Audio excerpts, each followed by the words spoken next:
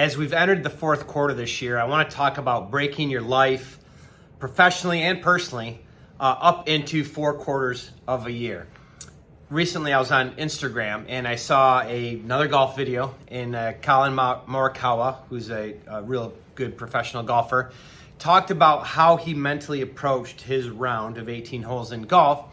And he said he broke it up into 6 3-hole rounds.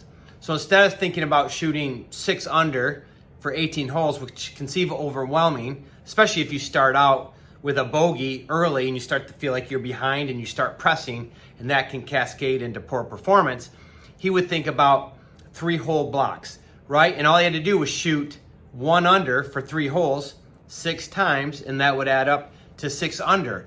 And so that's how he kept focus on what's right in front of him, shot by shot, and not look too far down the road, which could get him off of his game.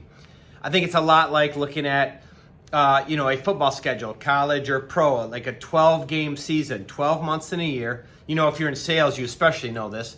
12 months in a year, it's like 12-game season that you're going after. And sometimes looking at hitting your goals for the year can seem a little bit overwhelming.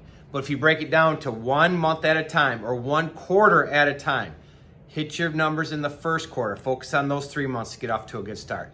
Or if we're sitting here in the fourth quarter and you're behind, you can't do anything about what's already happened. But if you focus now and say, let's have a good quarter. Let's have a really strong fourth quarter, and we can build upon that as we go into 2025. A couple years ago, you saw the Detroit Lions do that with their head coach, Dan Campbell, who I've referenced on here before. They started out 0-10-1, 0-10-1 in his first year. But then they finished strong for that last part of the year, his first year. That momentum carried over to the next year, where they finished with a winning record, just barely missing the playoffs.